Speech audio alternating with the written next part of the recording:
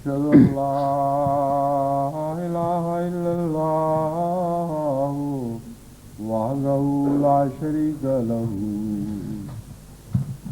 وأشهد أن محمدا عبده ورسوله أما بعد فأعوذ بالله من الشيطان الرجيم بسم الله الرحمن الرحيم الحمد لله رب العالمين الرحمن الرحيم مالك يوم الدين إياك نعبد وإياك نستعين اهدنا الصراط المستقيم صراط الذين أنعمت عليهم غير المغضوب عليهم ولا الضالين آمين. وأنذرهم يوم العاصفة إذ القلوب لدى الحناجر كاظمين ما للظالمين من حميم ولا شفيع يطاع يعلم خائنة الأعين وما تخفي الصدور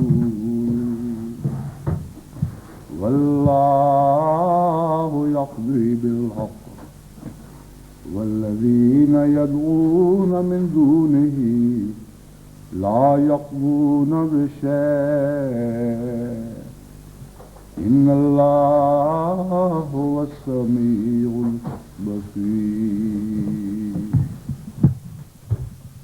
سورہ المومن آیات 19-31. کینیڈا سفر پر روانگی سے پہلے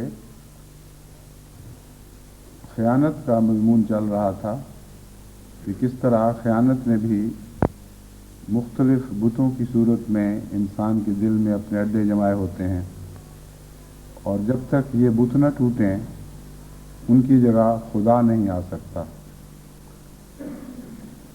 اس سلسلے میں ابھی گفتگو جاری تھی کہ وقت ختم ہو گیا اور میں نے یہ ذکر کیا تھا کہ انشاءاللہ آئندہ خطبے سے اسی مضمون کو شروع کیا جائے گا.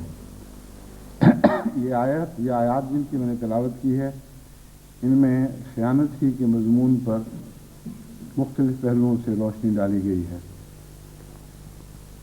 لیکن اس سے پہلے خدا تعالیٰ فرماتا ہے خیانت کے ذکر سے پہلے کہ اے محمد صلی اللہ علیہ وسلم انذرہم یوم العاصفۃ اذ القلوب لدى الحناجر کاظمین. اس دن سے ان کو ڈرا جو قریب تر آتا چلا جا رہا ہے. وہ دن جب خوف سے دل ہنسلیوں تک جا پہنچیں گے. وما للظالمین من حمیم ولا شفیع یطاع. اس دن ظالموں کے لیے ظالموں کے کوئی ان کا گہرا جگری دوست کام نہیں آ سکے گا. ولا شفیع یطاع. نہ کوئی ایسا شفیع ان کو میسر ہوگا کہ خدا تعالیٰ جس کی شفاعت کو مان لے یا جس کی اطاعت کی جائے. یعلم خائنۃ الاعین وما تخفی الصدور. وہ آنکھوں کی خیانت کو جانتا ہے. وما تخفی الصدور. اور ان باتوں سے باخبر ہے جن کو دل چھپائے رکھتے ہیں. واللہ یقضی بالحق. اللہ تعالیٰ حق کے ساتھ فیصلہ فرماتا ہے. اور وہ لوگ جن کو خدا کے سوا پکارتے ہیں لا یقضون بشیء. उनके पास तो फैसले की कोई भी ताकत नहीं, कोई इख्तियार नहीं, वो किसी चीज़ का फैसला नहीं कर सकते। इन्नल्लाह हुवा समीउल बसीर, यकीनन अल्लाह ताला बहुत सुनने वाला और बहुत देखने वाला है। यहाँ पहले तो मुतनब्बे फरमाया गया कि तुम्हारी खयानतें ऐसी नहीं होंगी कि उनको नज़रअंदाज कर दिया जाए और तुम उन्हें छुपा सको। एक दिन ऐसा आना है जब इन खयानतों का तुम्हें हिसाब देना होगा, और वो दिन इतना सख्त है कि मुहावरे के मुताबिक जैसे खौफ से दिल इस बार दफ़ा इस तरह धड़कते हैं, यूँ लगता है कि गर्दन से टकरा रहे हैं या हंसली की हड्डियों से टकरा रहे हैं। तो ऐसी कैफियत उस दिन की होगी कि जब खौफ और इस्तराब से दिल आपे से बाहर हो रहे होंगे। और वो दिन ऐसा होगा जब दोस्तियां काम नहीं आएंगी, जब कोई शफातें काम नहीं आएंगी। अल्लाह ही फैसला फरमाएगा और अल्लाह हक के साथ फैसला फरमाएगा। यालमु खायनतल आयुन, वो आंख की खयानत को जानता है। ये बहुत ही अहम मजमून है जिस पर अगर हम नज़र रखें तो हमारी आंखें बहुत सी बदियों से बच जाएं और हमारे दिल बहुत सी चीज़ों को छुपाने के झंझट से निजात पा जाएं, और मुआशरे की सफाई और मुआशरे को जराइम से पाक रखने के लिए इस आयत का मजमून एक बुनियादी किरदार अदा कर सकता है। आम तौर पर बदी नज़र से पैदा होती है। चुनांचे कुरान करीम ने एक दूसरे मौके पर फरमाया, वला तमुद्दन्ना ऐनैका इला मा मत्ताना बिही अज़वाजम मिनहुम, तुम अपनी नज़र को यूं ही आज़ाद आवाराना दौड़ाया करो। जिसके पास अच्छी चीज़ देखी जो हमने उसे अता की है, उसे लेने का फैसला कर लो, उसकी लेने की हिर्स तुम्हारे अंदर पैदा हो जाए। बस ललचाई हुई आंख से दूसरी चीज़ों को देखना, ये गहरी और संगीन बदियों की बुनियाद डालने वाली बात है, और ये बुनियाद दिल में पड़ती है। बस इंसान जब किसी की अच्छी चीज़ को देखता है, खा उसके रिश्ता उसका इंसानी चीज़ हो, यानी रिश्ते में उसकी कोई ताल्लुक़ वाली हो, या किसी की मलकियत को देखता है, तो आँख की हिर्स दरअसल दिल को ये पैगाम देती है कि इसे अपनाने का फ़ैसला कर लो। और जब ये फ़ैसला हो जाता है तो फिर सारी स्कीमें अंदर अंदर तैयार होती हैं और दिल आमाजगा बन जाता है उस ख़यानत की जिसका आगाज़ आँख से हुआ था। तो खायनतल आयुन फरमाया कि आँखों की ख़यानत, इसकी हिफाजत करो। ये ऐसा ही मज़मून है जैसे दूसरी जगह फरमाया कि सरहदों पर घोड़े बांधो। इस बात का इंतज़ार न करो कि दुश्मन तुम्हारे घर तक पहुंच जाए फिर दिफा की कार्रवाई शुरू करो। तो आँख वो सरहद है जहां ख़यानत का दिफा होना चाहिए। अगर आँख से ख़यानत का दिफा हो जाए तो फिर दिल का मजमून साफ और दिल का हाल साफ ही रहता है, दिल पाकीज़ा रहता है और उसको फिर किसी किस्म का और ख़तरा दरपेश नहीं होता। तो कितनी लताफत के साथ खुदा ताला ने इस मजमून को बयान फरमाया कि आँखों की हिफाजत करो। आँखों से ख़यानत शुरू होती है, वो दिल में उतरती है, वहाँ पनाह ले लेती है और इंसान समझता है कि मेरे दिल का हाल तो किसी पर रोशन नहीं है, कैसे कोई समझेगा कि मैंने क्या सोचा और क्या नीयत बांधी। फरमाया अल्लाह जानता है। वो ख़यानत के आगाज़ से लेकर उसके अंजाम तक तमाम मराहिल से वाकिफ़ है और पूरी तरह उन तमाम मनाजिल से वाकिफ़ है जिनसे नीयतें गुजर कर बदी का रूप ढालती हैं और फिर दुनिया में मुसीबतें और दुख फैला देती हैं। चुनांचे यालमु खायनतल आयुन व मा तुख्फी सुदूर में ये तमाम बदनीयती का सफ़र जो एक गंदी स्कीम पर मुंतज हुआ, एक बद इरादे पर मुंतज हुआ, जिसके ज़रिए चोरियाँ हुई, डाके हुए, कत्ल हुए, लोगों की इज़्ज़तों पर हमले हुए, ये सारा मजमून कुरान करीम की इस छोटी सी आयत ने दर्जा बदर्जा तमाम तफसीर से बयान फरमा दिया है। वल्लाहु यक़दी बिल हक़, کہ جس کی نظر ہر چیز پر ہو، باریک سے باریک چیز پر ہو، اس کا فیصلہ تو لازماً حق کے ساتھ ہوگا۔ والذین یدعون من دونہ لا یخضون بشیء، وہ لوگ جن کو یہ خدا کے سوا معبود بناتے ہیں ان کے ہاتھوں میں تو کوئی فیصلے نہیں ہیں۔ چنانچہ شرک کا مضمون بھی اس کے ساتھ باندھ دیا۔ دراصل خائن لوگ اپنی خیانت کو اول تو چھپاتے ہیں، جب پکڑی جاتی ہے تو پھر دنیاوی خداؤں کی طرف رخ کرتے ہیں اور ان سے سہارے ڈھونڈتے ہیں، اور ان کے فیصلے اپنے حق میں کروانے کے لیے پھر خیانت سے کام لیتے ہیں۔ تو اسی لیے خدا تعالیٰ نے شروع میں ہی فرما دیا کہ وہ دن جس کا ہم ذکر کرنے والے ہیں وہاں کسی جھوٹے کی شفاعت منظور نہیں ہوگی، کسی جھوٹے کی خاطر شفاعت منظور نہیں ہوگی، کسی کی دوستی کام نہیں آئے گی۔ لیکن دنیا میں جب تم خیانتیں کرتے ہو تو ایک سہارا تمہارا یہ جھوٹے معبود ہیں جو تم نے اپنے دلوں میں نصب کر رکھے ہیں۔ خیانت خود جھوٹ، خیانت خود ایک جھوٹا خدا ہے، لیکن جب خیانت مصیبت ڈالتی ہے تو پھر مزید جھوٹے خداؤں کی طرف انسان رخ کرتا ہے، ان کی طرف دوڑتا ہے۔ تو فرمایا کہ ان کے ہاتھ میں اس دن کوئی فیصلہ نہیں ہوگا، اور دنیا میں ان کے فیصلے تمہارے کسی کام آ نہیں سکتے، کیونکہ تم خدا کی پکڑ کے نیچے ہو۔ بس اس پہلو سے خیانت کا مضمون بہت اہمیت اختیار کر جاتا ہے۔ اس کی بہت سی شاخیں ہیں۔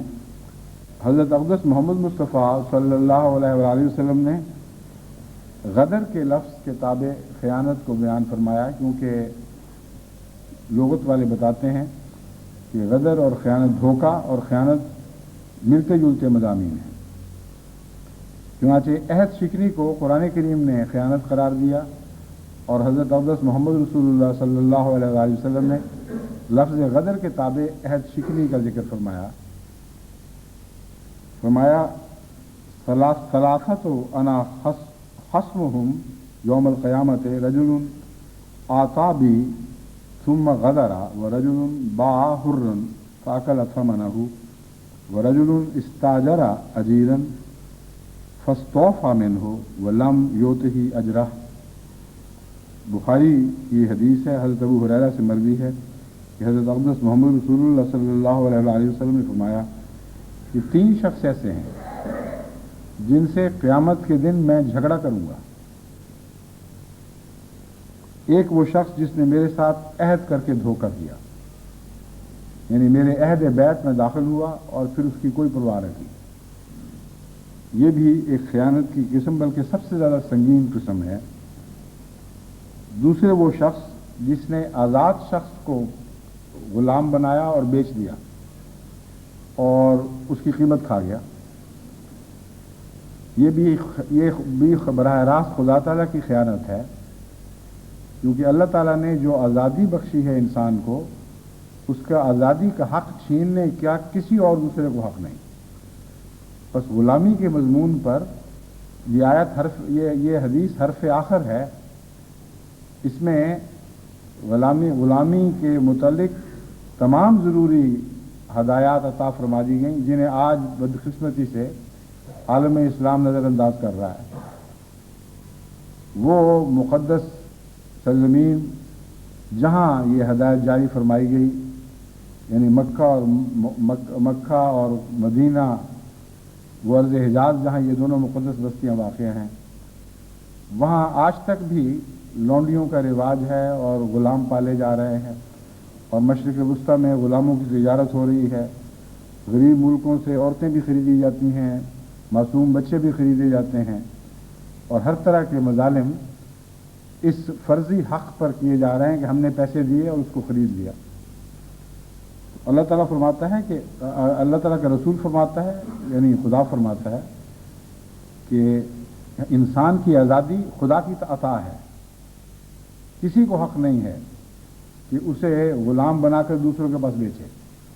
یہ سودا فاسد ہے، جس نے اس کے پیسے کھائے اس نے بھی خیانت کی، اور جس نے وہ خرید کر اپنی طرف سے غلام سمجھا اس نے بھی خیانت کی، کیونکہ چوری کا مال آگے چاہے 1000 دفعہ بکے وہ چوری کا مال ہی رہے گا، اور جس کے ہاں سے دستیاب ہوگا وہ بھی چور سمجھا جاتا ہے۔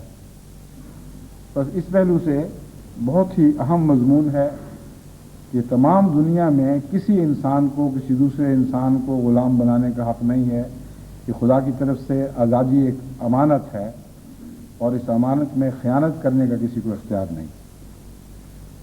پھر فرمایا دوسرے بددیانتی یہ کرے کہ یعنی تیسری قسم کی بددیانتی ہے کہ کسی مزدور کو اجرت پر رکھے اور پھر اس کا پورا حق ادا نہ کرے۔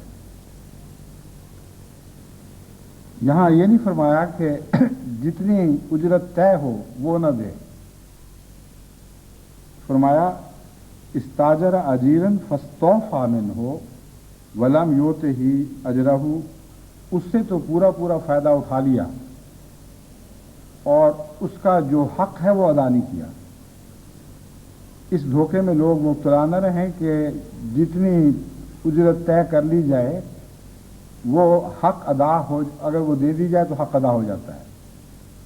امر واقعہ یہ ہے کہ جب فاقے پڑتے ہیں، غریب ملکوں میں مصیبتیں عائد ہوتی ہیں تو وہاں حق سے اجرت کم ہو جایا کرتی ہے، اور اس کو ایکسپلائٹیشن کہا جاتا ہے، یعنی استحصال ہو رہا ہے کسی کا۔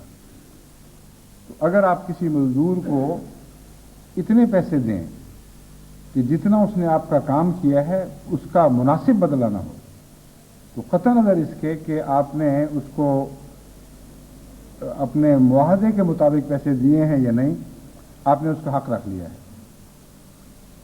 بس حضرت اقدس محمد رسول اللہ صلی اللہ علیہ وآلہ وسلم نے فرمایا لم یؤتہ اجرہ، ان معنوں میں کہ لیا تو اس سے پورا کام، لیکن جو اس کو دیا وہ اس کا حق نہیں بنتا تھا۔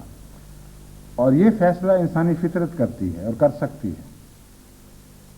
ہر شریف النفس انسان جب کسی سے کام لیتا ہے تو اس کی فطرت کے اندر خدا تعالیٰ نے ایک پیمانہ رکھ دیا ہے جو ان باتوں کو جانچ لیتا ہے کہ جس قسم کی محنت کوئی شخص کر رہا ہے میں اس کا حق ادا کر بھی رہا ہوں کہ نہیں۔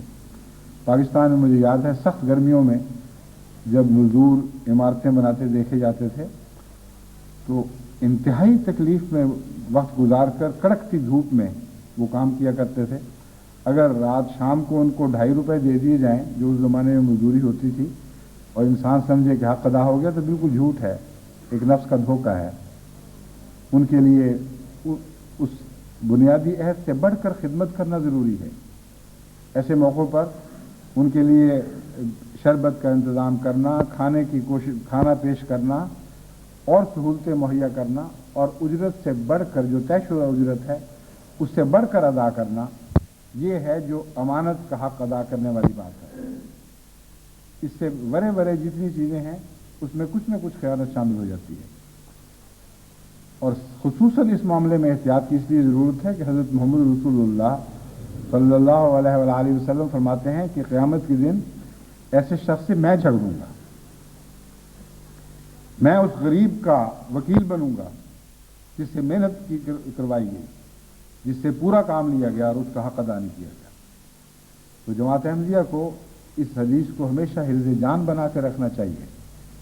اس میں بہت گہرائی اور تفصیل کے ساتھ کئی بنیادی باتوں کا ذکر ہے، اور دراصل اسی آیت کریمہ کی یہ تفسیر ہے یعلم خائنۃ الاعین وما تخفی الصدور، کہ لوگ کئی قسم کی خیانتیں کرتے ہیں، ان کی آنکھیں چیزیں دیکھتی ہیں اور خیانت کر جاتی ہیں۔ اب اس مضمون کا یعنی مزدوری کے مضمون کا بھی آنکھوں سے ایک تعلق ہے۔ اب مالک دیکھ رہا ہے کہ کس قسم کا کام کر رہا ہے، وہ جانتا ہے کہ اسے اگر اس سے 10 گنا بھی زیادہ پیسے دیے جائیں تو وہ اس کام پر آمادہ نہیں ہوگا، اور اس کی آنکھ ضرور دل کو ایک پیغام پہنچاتی ہے، لیکن اگر وہ دل پیغام قبول نہ کرے تب بھی خیانت، لیکن خائن کی آنکھ جھوٹی ہو چکی ہوتی ہے، یہ مضمون ہے۔ عام صحیح فطرت والے کی آنکھ جو پیغام پہنچاتی ہے یہ اس پیغام کو قبول ہی نہیں کرتی اور رخنے ڈھونڈتی پھرتی ہے، یہ خیانت کی آنکھ ہے۔ چنانچہ میں نے دیکھا ہے واقعتاً ایسی صورت میں کہ सख्त गर्मी में बड़ी मुसीबत में खून पसीना एक करके मजदूर मेहनत करता है, एक ईंट टेढ़ी कहीं रखी जाए या कोई चीज़ गिर के टूट जाए, उस पर मालिक या दूसरे जो उसको नौकर रखते हैं ऐसे जालिमाना तौर पर बरसते हैं कि जैसे वो खुदा हों और पूरी तरह हर चीज़ पर कादिर कुदरत रखते हों, लेकिन खुदा की सिफात हसना से आ रही हों। झूठे खुदा की यही तारीफ है। अपने आप को मुख्तदिर तो समझता है, ये समझता है कि मेरे कब्जा कुदरत में हर चीज़ है, मगर खुदा की तमाम सिफात हसना से आ रही है। इस तरह उससे वो सलूक कर रहे होते हैं। इसी का दूसरा नाम फिरौनियत है। तो देखें, आंख ने एक और खयानत की, अच्छी चीज़ को नहीं देखा और बुरी चीज़ पर नज़र डाली और वही नज़र को महदूद कर लिया। बस आंख की खयानत का बहुत वसी इंसानी बुराइयों से ताल्लुक़ है। इस मज़मून पर आप जितना गौर करेंगे उतना ही ज़्यादा आपको खुदा तआला की आपको अमानत का इरफान होगा और खयानत के मज़मून से आप खबरदार होते चले जाएंगे।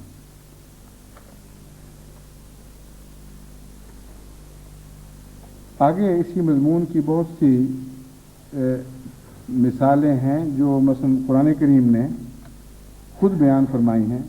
मैं अब उन मिसालों का जिक्र करता हूँ।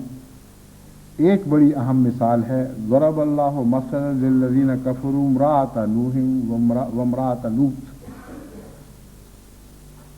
खुदा ताला मिसाल के तौर पर, यानी एक इबरतनाक मिसाल के तौर पर तुम्हारे सामने, काफिरों के सामने, वो लोग जो काफिर हो उनके सामने दो औरतों को पेश करता है, एक नूह की बीवी और एक लूत की बीवी।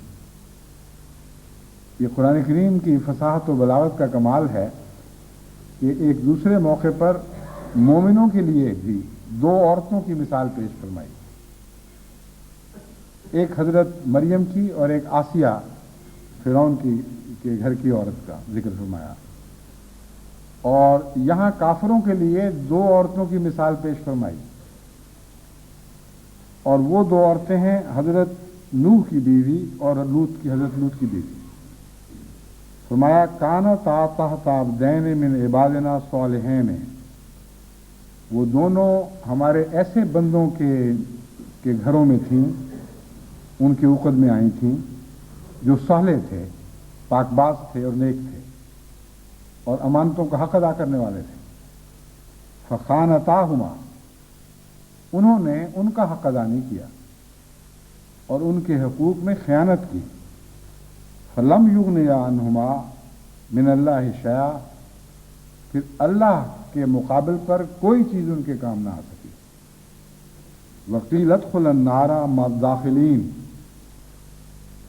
और क़यामत के दिन उनके मुतल्लिक़ ये फैसला होगा कि उन्हें कहा जाएगा कि जहन्नम में दाखिल होने वालों के साथ तुम दोनों भी जहन्नम में दाखिल हो जाओ। अब देख लीजिए इस आयत का मज़मून का कितना गहरा ताल्लुक़ उस आयत करीमा से है जिससे मैंने खुतबे का आगाज़ किया। वहाँ भी खुदा ताला फरमाता है कि ख़ाइन को क़यामत के दिन कोई पनाह नहीं होगी, कोई दोस्ती काम नहीं आएगी, किसी की शफात कबूल नहीं की जाएगी। ज़्यादा से ज़्यादा इंसान ये सोच सकता था कि अंबिया से खुदा का इतना गहरा ताल्लुक़ होता है, वो तो झूठे शफ़ी नहीं हैं, ख़यानत करने वालों के हक़ में उनकी शफात मान ली जाएगी। लेकिन वो ये नहीं सोचते कि वो ऐसे अमीन होते हैं खुदा के नबी कि ख़ाइन की शफात करते ही नहीं हैं। इसलिए अमलन बात वही रहती है कि इनको कोई शफ़ी नसीब नहीं हो सकता जिसकी बात खुदा माने। बस अगर अंबिया की बीवियों को मुतल्लिक़ खुदा ताला की ये तकदीर जारी हो जाए और ये फ़ैसला सुना दिया जाए कि वो भी अगर ख़यानत करेंगी तो उस ख़यानत की जज़ा उनको ज़रूर मिलेगी और क़यामत के दिन नबी के साथ रिश्ता उनके काम नहीं आएगा, तो तमाम दुनिया की औरतों के लिए और तमाम दुनिया के मर्दों के लिए इसमें बड़ा पैगाम है। मुसलमानों को और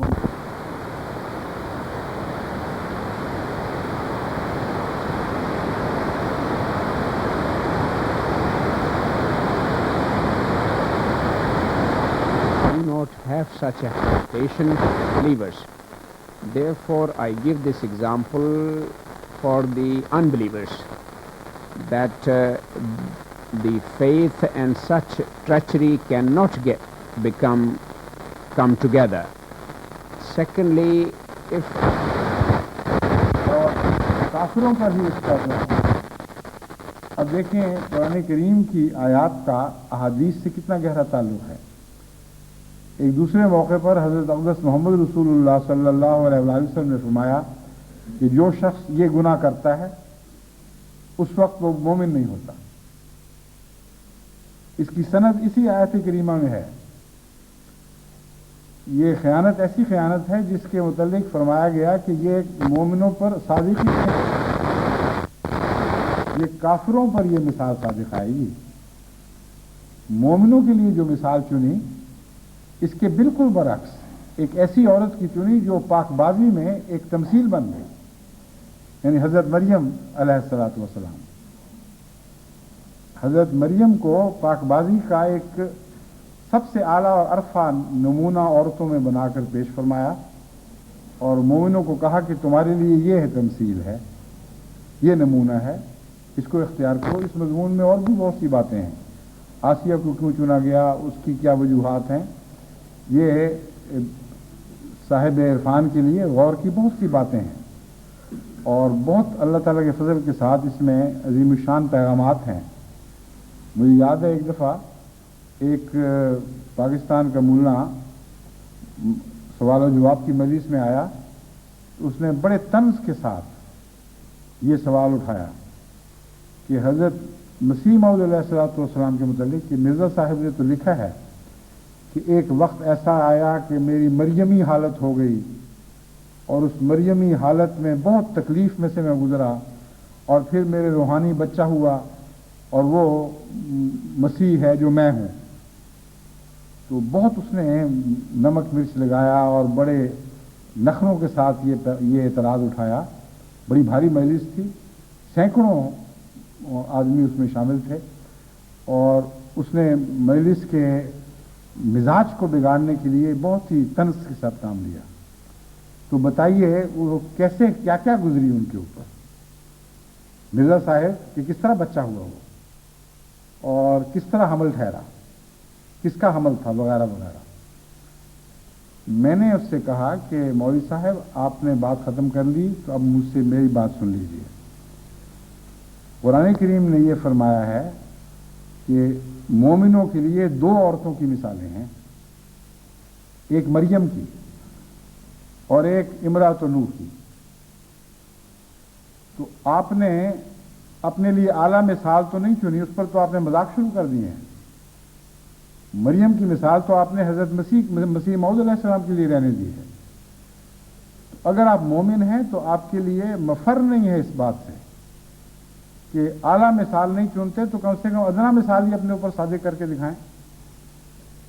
हज़रत मसीह मौऊद अलैहिस्सलाम ने तो मरियमी हालत में से गुजर कर उस रूहानी पाकबाजी का नमूना दिखा दिया जिसमें शैतान के मस के बगैर रूहानी औलाद नसीब होती है और कोई ज़ाती तमन्ना, कोई ज़ाती ख्वाहिश, कोई गंदा जज्बा जो शैतान से निकलता है उस रूहानी वलादत में कार फरमा नहीं होता।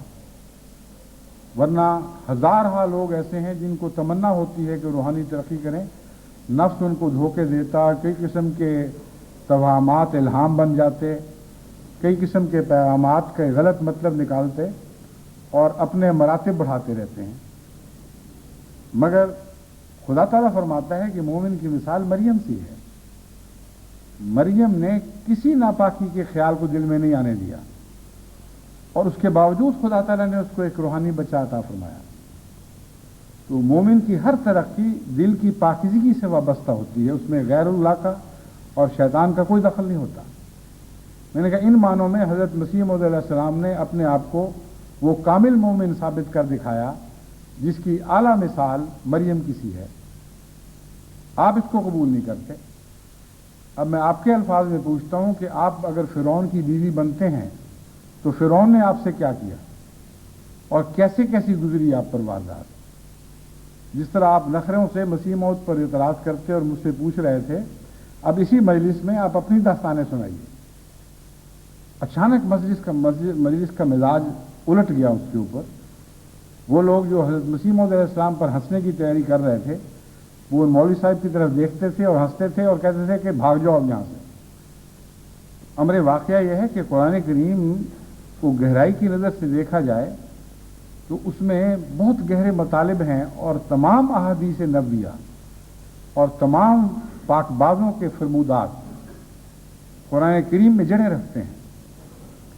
اس لیے بدبخت اور بدنصیب ہے جو پاک لوگوں کے کلام پر ہنسی اور ٹھٹھے میں جلدی کرتا ہے۔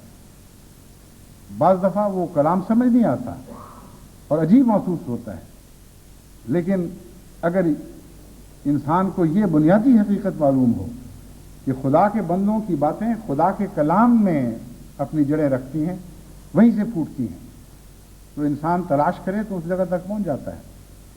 بس انہی معنوں میں جب آپ دیکھیں تو حضرت اقدس محمد رسول اللہ صلی اللہ علیہ وآلہ وسلم کی تمام فرمودات قرآن کریم کی کسی نہ کسی آیت میں پیوست ہیں، اور کسی ایک خاص گناہ کے متعلق آپ کا یہ فرمانا کہ وہ گناہ کرتے وقت انسان مومن نہیں رہتا، یا اس قسم کی دوسری خیانتوں کے متعلق یہ فرمانا، قرآن کریم میں جو مثلا یہ آیت ہے اس سے استنباط ہوتا ہے، اور بھی آیات سے استنباط ہوتا ہوگا۔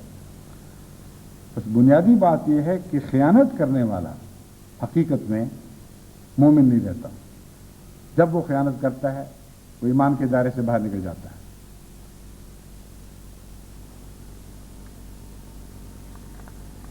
یہ جو اس دنیا میں آج کل معاشرہ ہے، یہ ایسا خطرناک ہوتا چلا جا رہا ہے کہ اس آیت کے مضمون کو زیادہ سے زیادہ سمجھنے اور دوسروں میں اس کی تشہیر کی ضرورت ہے۔ اس کے مقابل پر خدا تعالیٰ نے حضرت یوسف علیہ السلام کی مثال رکھی اور اس کا بھی خیانت کی اصطلاح میں ذکر فرمایا۔ حضرت یوسف علیہ السلام کو جب بالآخر قید سے رہائی نصیب ہوئی تو آپ نے فرمایا کہ میں اس جیل خانے سے باہر نہیں آؤں گا جب تک اس عورت سے پہلے پوچھا نہ جائے جس نے مجھ پر الزام رکھا تھا کہ میں کیسا تھا۔ جب اس تک یہ پیغام پہنچایا گیا تو اس نے اپنے جرم کا اعتراف کیا اور کہا کہ وہ پاک بندہ تھا خدا کا۔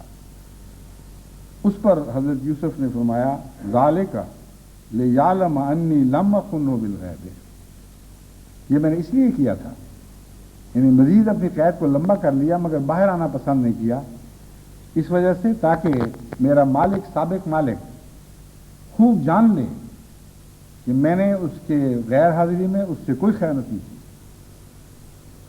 کتنا عظیم الشان مضمون ہے۔ اور جیسا کہ آن حضرت صلی اللہ علیہ وآلہ وسلم نے ایک عارضی مالک کی خیانت کا ذکر فرمایا جو مزدور سے خیانت کرتا ہے، یہاں دراصل اس کا الٹ مضمون ہے۔ ایک مزدور پر الزام لگایا گیا کہ اس نے خیانت کی، لیکن مزدور ہونے کے باوجود بے طاقت اور مجبور ہونے کے باوجود جبکہ خیانت کرنے کے زیادہ نفسیاتی مواجہ محرکات موجود ہوتے ہیں، حضرت یوسف علیہ السلام نے اس حالت میں بھی خیانت نہیں کی۔ فرمایا ذالک لیعلم انی لم اخنہ بالغیب وان اللہ لا یہدی قید الخائنین۔ دو باتیں ثابت کرنے کے لیے میں نے یہ موقف اختیار کیا تھا۔ اول یہ کہ میں خائنوں میں سے نہیں ہوں، اور جس نے مجھے خریدا تھا اس زمانے میں واقعتاً ایک عجیب کی حیثیت سے ایک ظاہری غلامی کی بندروں میں جکڑے ہوئے ایک مالک کے گھر کام کر رہے تھے۔ فرمایا اس کو علم ہو جائے کہ میں نے کبھی خیانت نہیں کی، وَأَنَّ اللَّهَ لَا يَهْدِي كَيْدَ الْخَائِنِينَ، اور تاکہ یہ بھی پتہ چل جائے کہ وہ لوگ جو کسی سے خیانت کیا کرتے ہیں اس کی تقدیر کو خدا تعالیٰ کامیاب نہیں ہوگا۔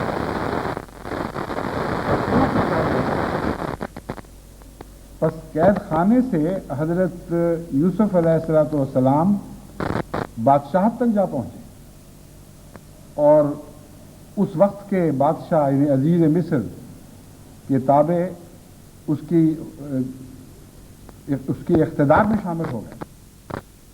بہت بڑا مرتبہ آپ کو عطا ہوا.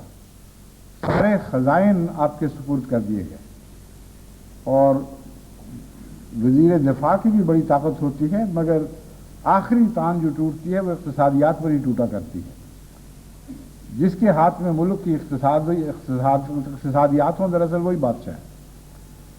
بس حضرت یوسف علیہ السلام کو عملاً قید خانے سے مصر کی بادشاہی نصیب ہو گئی.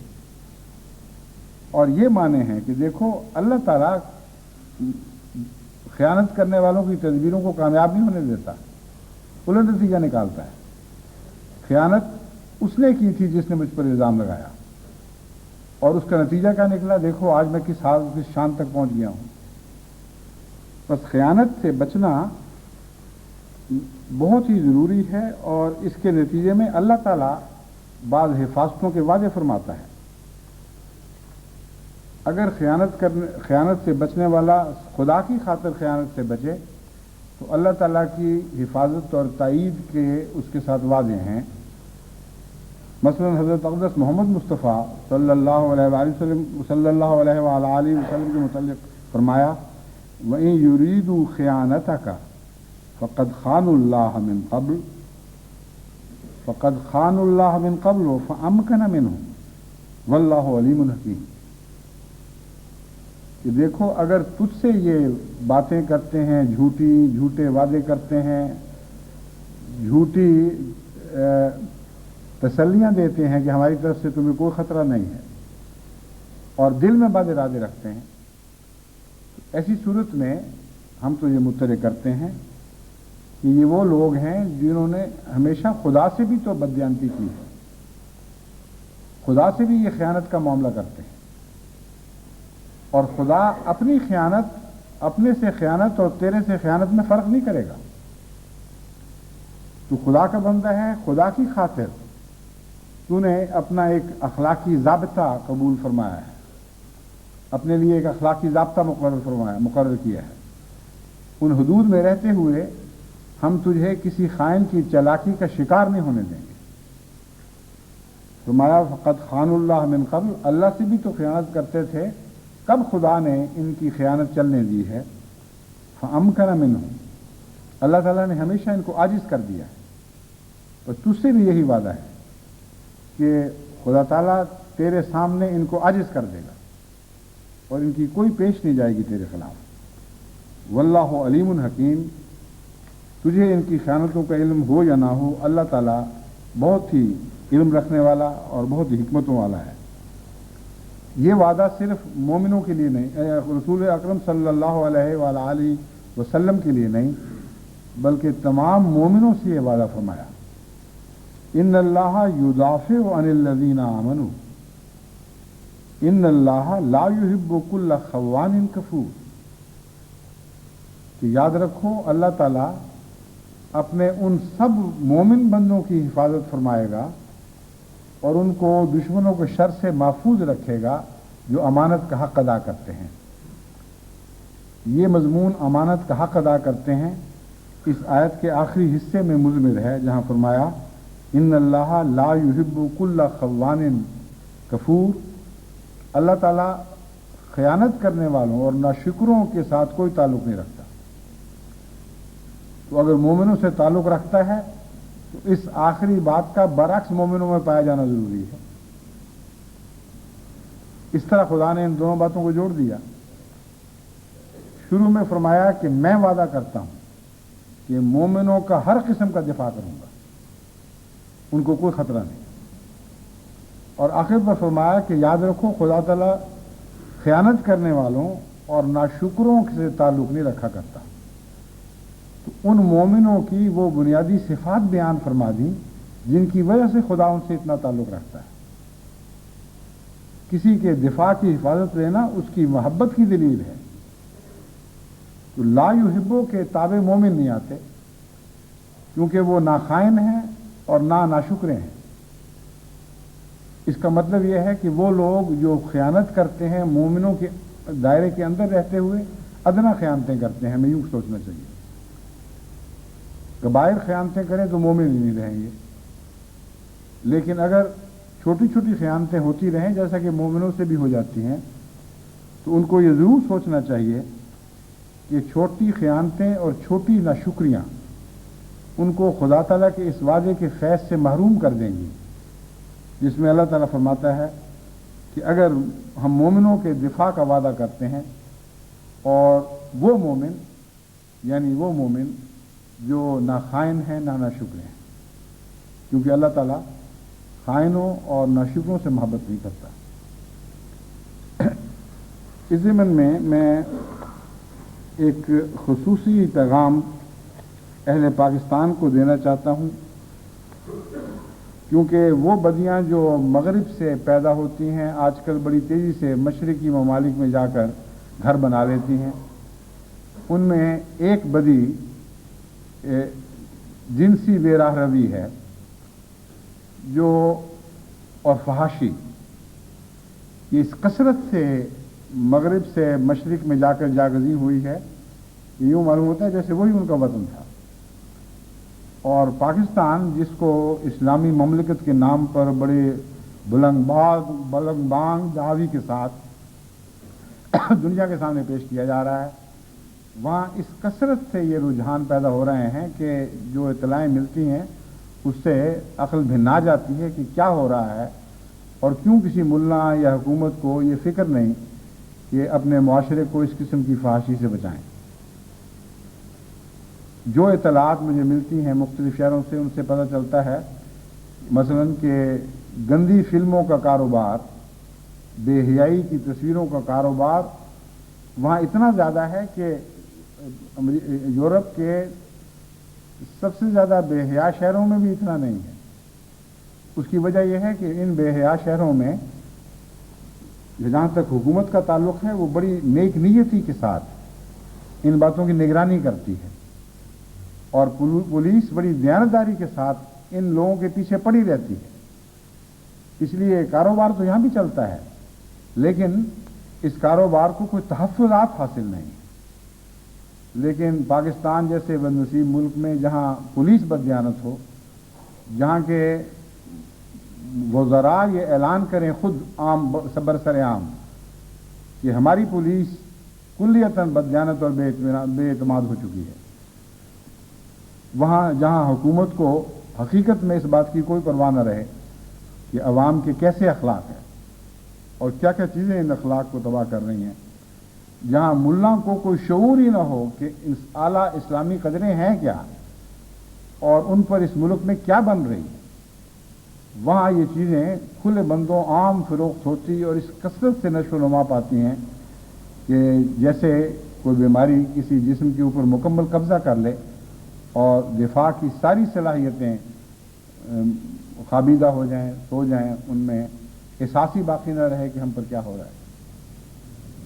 اس سلسلے میں خاص طور پر احمدی نوجوانوں کو اور نظام جماعت کو متنبہ کرنا چاہتا ہوں کہ اس بات کی نگرانی رکھیں، جب ایک بدی عام پھیل جاتی ہے تو اس کے اثرات ضرور ہر جگہ پہنچتے ہیں۔ یہ ہو نہیں سکتا کہ احمدی معاشرہ ان چیزوں سے کلیتاً پاک رہے، کیونکہ سمندر میں جب ایک کپڑے کو پھینکا جاتا ہے تو بالآخر اس میں پانی سرایت کرتا ہے، بعض چیزوں میں کم کرتا ہے اور آہستہ کرتا ہے، بعض چیزوں میں زیادہ تیزی سے کرتا ہے اور مکمل سرایت کر جاتا ہے، لیکن جماعت کے معاشرے کو بیدار مغزی کے ساتھ اور مسلسل محنت اور توجہ کے ساتھ اپنی حفاظت کرنی ہوگی، ورنہ یہ چیزیں ان میں راہ پا جائیں گی اور ہو سکتا ہے کسی حد تک پا گئی ہوں، اور ایسی صورت میں پھر اس کے بہت ہی خطرناک نتائج نکلیں گے۔ وہ جو دو مثالیں میں نے بیان کی ہیں، وہ کہ امرأۃ نوح اور امرأۃ لوط، وہ مثالیں پھر صادق آنے لگتی ہیں معاشرے پر، اور پھر کوئی ان کو روک نہیں سکتا۔ میں نے اس صورتحال کا جہاں تک تجزیہ کیا ہے، اس کی کچھ تفصیل آپ کے سامنے رکھنا چاہتا ہوں تاکہ جن لوگوں کو میں نصیحت کرتا ہوں وہ مضمون سمجھیں کہ کیوں یہ ان کے لیے مضر ہے۔ واقعہ یہ ہے کہ بے حیائی وقتی طور پر انسان کے اندر ایک تحریک پیدا کرتی ہے، ایک جذبات میں تموج پیدا کرتی ہے۔ بے حیائی کے نظارے جب یہ تموج پیدا کرتے ہیں تو انسان سمجھتا ہے کہ اس کے نتیجے میں ہمیں بہت لطف آیا اور بہت زیادہ بہتر رنگ میں ہم اپنے تعلقات سے لطف حاصل کر سکیں گے، لیکن اس بات کو بھول جاتے ہیں کہ ہر گناہ فطرت کے خلاف ہے اور اس کا ہمیشہ الٹ نتیجہ نکلا کرتا ہے۔ مجھے یاد ہے جب میں گورنمنٹ کالج میں پڑھا کرتا تھا ابتدائی سالوں میں، فرسٹ ایئر سیکنڈ ایئر کا طالب علم تھا، ایک سینئر طالب علم کے ساتھ میری گفتگو ہوئی اور وہ بڑی شدت کے ساتھ مغربیت کا قائل اور پردے کے خلاف تھا۔ اس کو وہ نفسیات کا طالب علم، اس کو میں نے سمجھایا، میں نے کہا تم نفسیات کا ایک چھوٹا سا نقطہ کیوں نہیں سمجھتے؟ خدا تعالیٰ انسان کے لطف کی راہ میں حائل نہیں ہے، بلکہ الہی احکامات اس کے لطف کی حفاظت کر رہے ہیں اور اسے لمبی زندگی عطا کرتے ہیں۔ جہاں پردہ رائج ہو وہاں یہ تو نہیں کہ انسان کو کسی قسم کا رومانی لطف نہیں ملتا۔ ایک جھلک ہماری شاعری میں تم دیکھ لو، محبوب کی ایک جھلک اس کو ایسی کیفیات عطا کر جاتی ہے دیکھنے والے کو جو بے حیا سوسائٹی میں ہر روز ہر وقت دیکھنے سے نصیب نہیں ہو سکتی، کیونکہ انسان بڑی جلدی ایک چیز کا عادی ہو جاتا ہے اور جب بے پردگی کا عادی ہو جائے تو اس کا اگلا مطالبہ ضرور یہ ہوگا کہ اور زیادہ بے پردگی ہو اور وہ لازماً بے حیائی تک پہنچے گا۔ کچھ دیر کے بعد وہ چیز بھی نہیں رہے گی، اس سے وہ بھی لطف دینا بند کر دے گی، پھر انسان بالآخر جانوروں تک پہنچے گا۔ اور جانوروں میں جو قدرتی طور پر ایک بے حیائی تو وہ ہوتی ہے جس کا تعلق حیا والوں سے، ان لوگوں سے جن میں حیا کا مادہ ہو جو فیصلہ کر سکیں، مگر جانوروں کے تعلق میں جب ہم بے حیائی کہتے ہیں تو یہ مطلب نہیں کہ وہ اس کے گناہ گار ہیں، ان کے ہاں یہی صورتحال ہے۔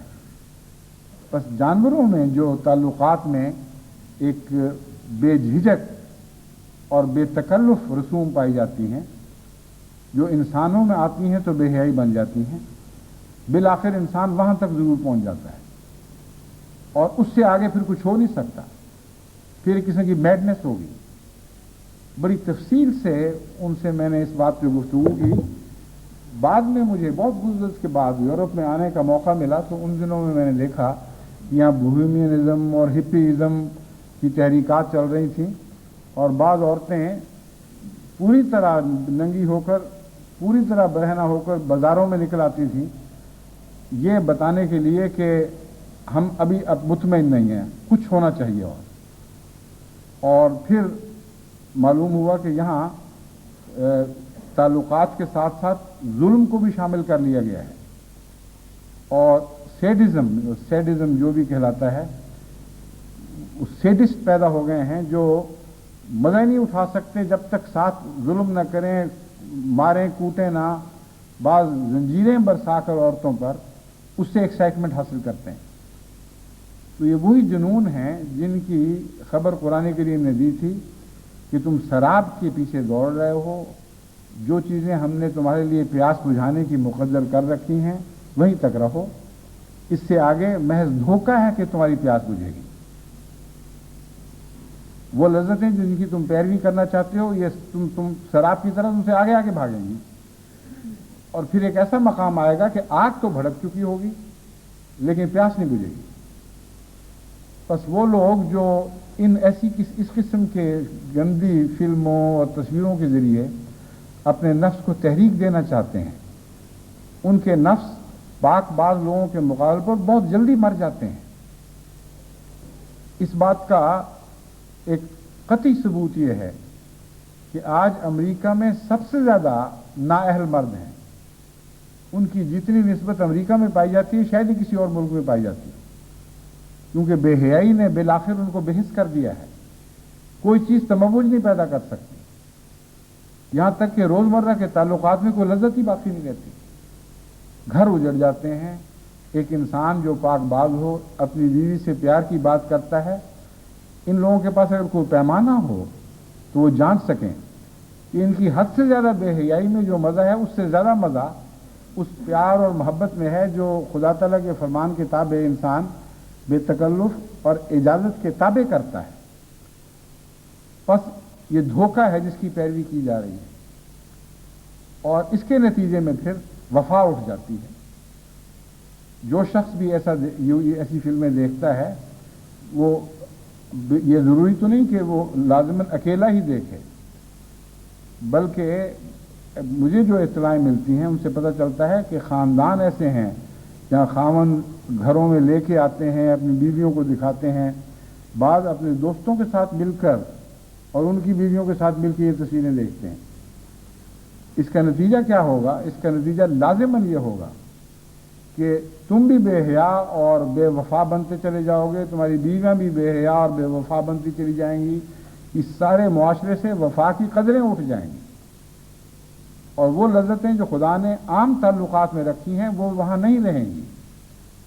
پھر تمہیں بوہیمین بننا پڑے گا، پھر تمہیں ان جانوروں جیسی وہ حرکات کرنی پڑیں گی جن کو تم شوق سے پیسے خرچ کر کے دیکھتے ہو. دوسرے بیوقوفی بھی بڑی ہے، ان فلموں میں زیادہ سے زیادہ جو چیزیں ملتی ہیں وہ وہی ہیں جو تمہاری گلیوں میں عام ہیں. کتوں کو دیکھ لو، مویشیوں کو دیکھ لو.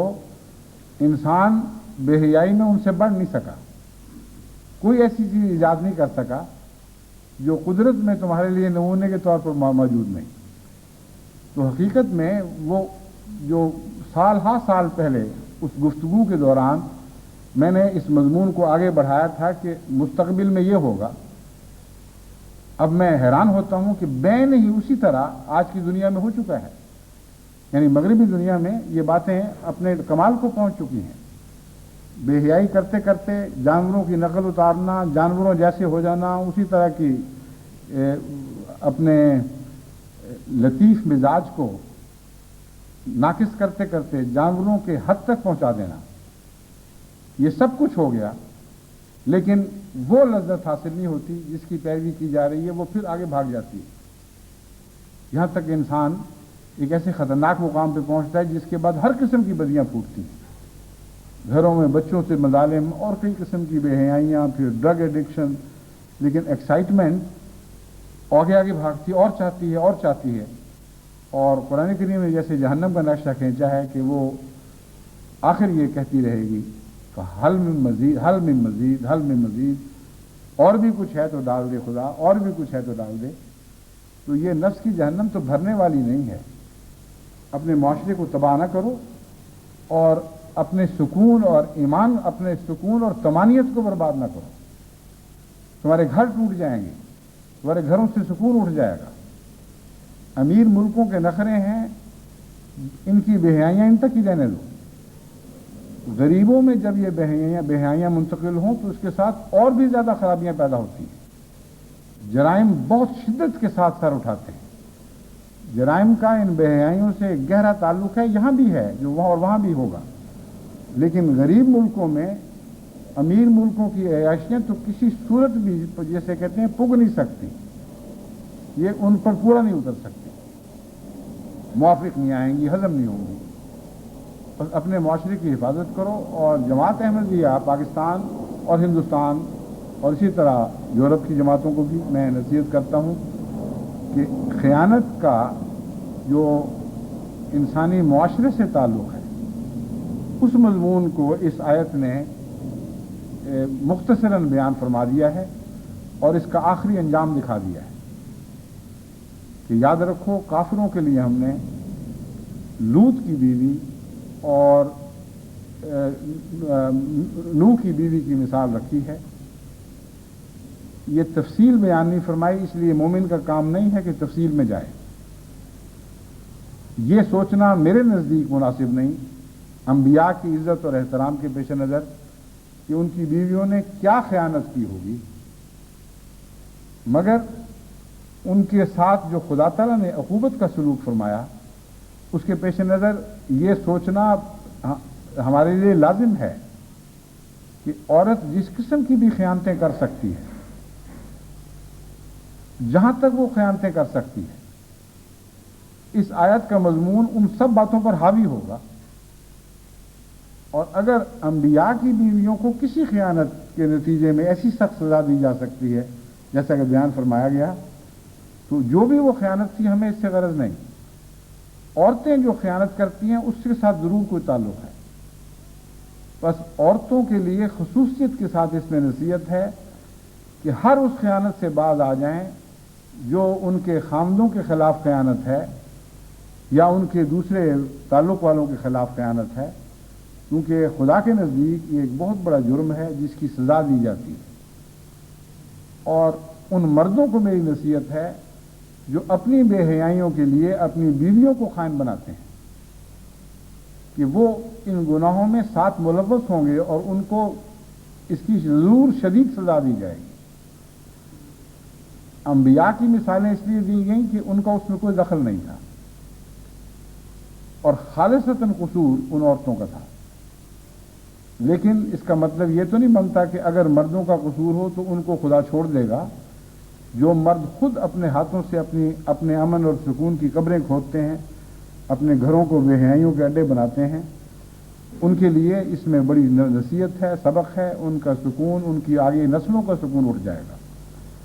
اور پاکستان میں جو بے پردگی کی رو چل رہی ہے اس کا اس مضمون سے گہرا تعلق ہے.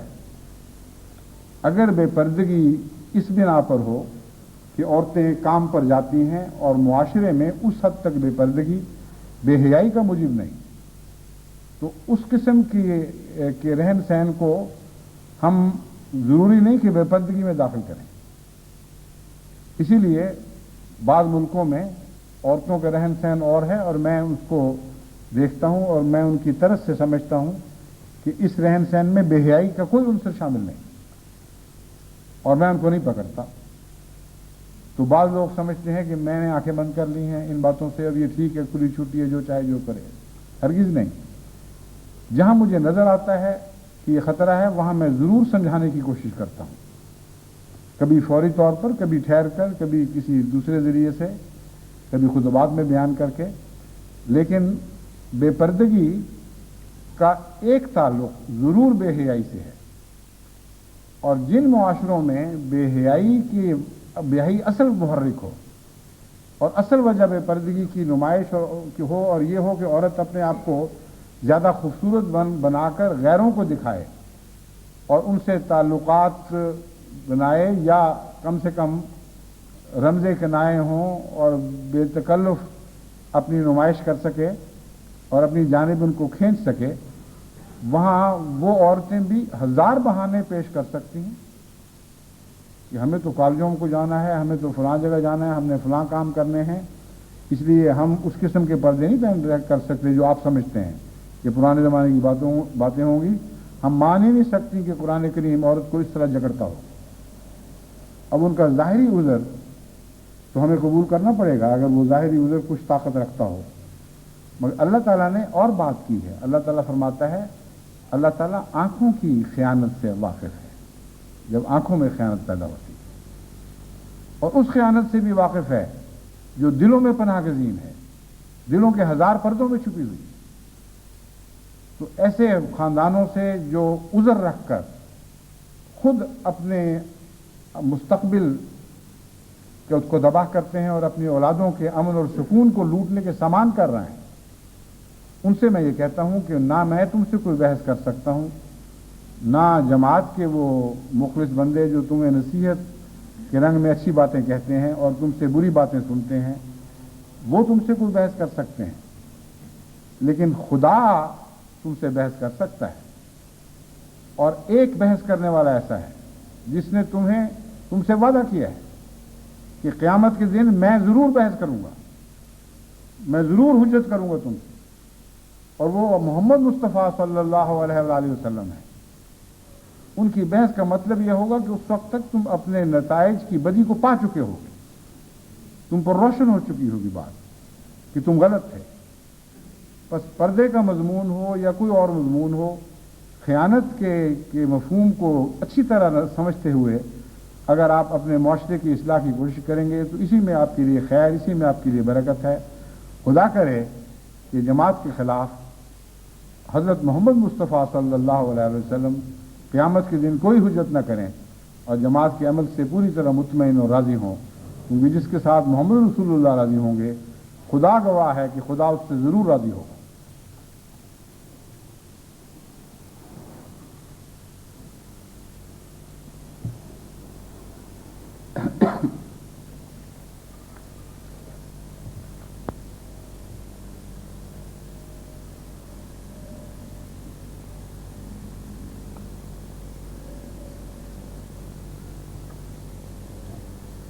अल्हम्दुलिल्लाह नहमदुहु व नस्तईनुहु व नस्तगफिरुहु व नुमिनु बिही व नतवक्कलु अलैहि व नऊज़ु बिल्लाहि मिन शुरूरि अनफुसिना व मिन सय्यिआति अमालिना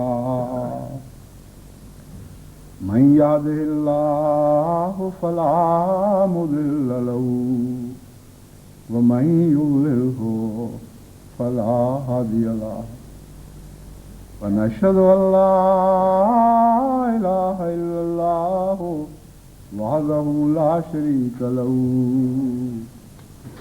वनशहदु अन्ना मुहम्मदन अब्दुहु व रसूलुहु इबादल्लाह रहमकुमुल्लाह इन्नल्लाह यामुरु बिल अदलि वल इहसानि व ईताइ ज़िल क़ुर्बा व यन्हा अनिल फ़हशाइ वल मुनकरि वल बग़ि यइज़ुकुम लअल्लकुम तज़क्करून उज़्कुरुल्लाह यज़्कुरुकुम वदूहु यस्तजिब लकुम वलज़िक्रुल्लाहि अकबर।